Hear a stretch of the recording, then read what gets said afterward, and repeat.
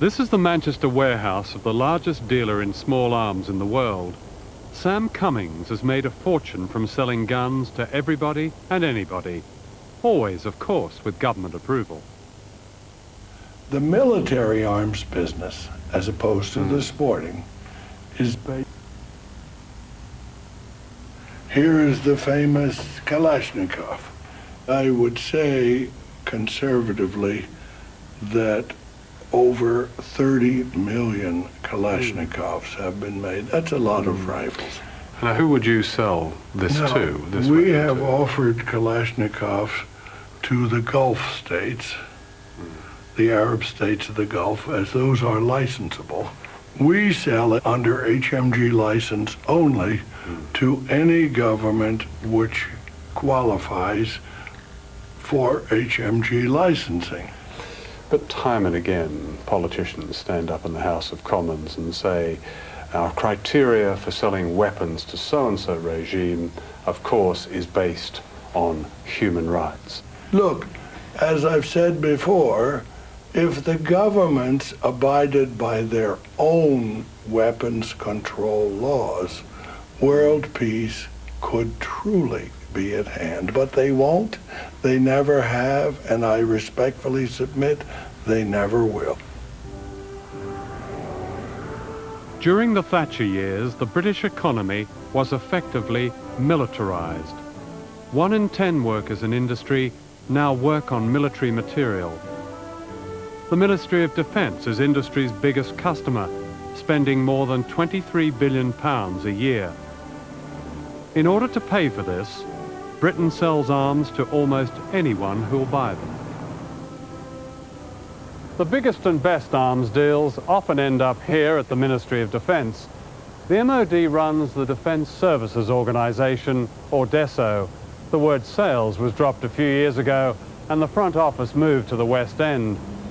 DESO is a sort of hard-sell international arms broker, overseeing 80% of British arms exports to developing countries, many of them run by unsavoury dictatorships. It wasn't the Tories that boosted the modern arms trade, it was Labour.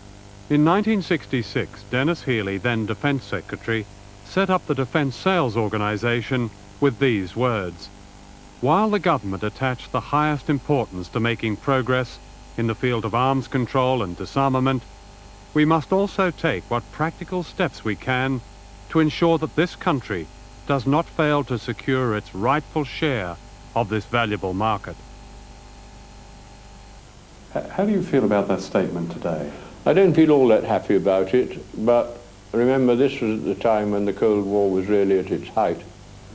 There was an enormous amount of arms sales by the Soviet Union all over the world in the hope mainly of getting political advantage. But for me the main thing was to reduce the unit cost of British weapons by selling some of them abroad. I'll be quite frank with you about that. But there is a real contradiction in that, because, I mean, how can you attach the highest importance, as you said, to arms control while at the same time really putting Britain into the competitive arms market? I don't think you can show that the setting up of this organisation greatly increased or even significantly increased our share of the world arms trade. If you want to control the arms trade... It didn't control it. What you did by setting this up was to help organise it a little better, surely.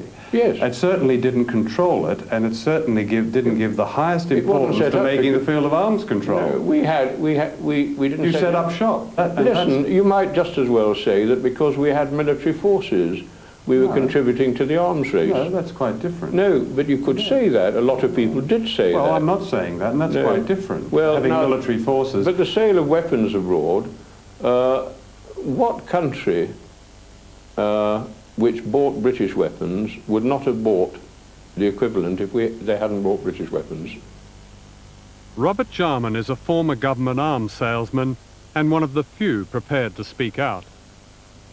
When Mrs. Thatcher became Prime Minister, there was a definite rallying to sort of say, yes, you should be proud of what you're doing, you're exporting for the United Kingdom, you're doing a good job, And her very public appearances, for instance, the first Farnborough she went to, she made it quite obvious from the moment she became Prime Minister that she was personally thought that defence exporting was good for the United Kingdom. If you're a favoured regime, you can pick up anything from a high-tech Challenger tank for £2.5 million each, plus VAT, to missiles to the very latest in cluster bombs. And the easiest terms are available, such as the sale to Indonesia of 24 of these Hawk fighter aircraft. The deal worked like this.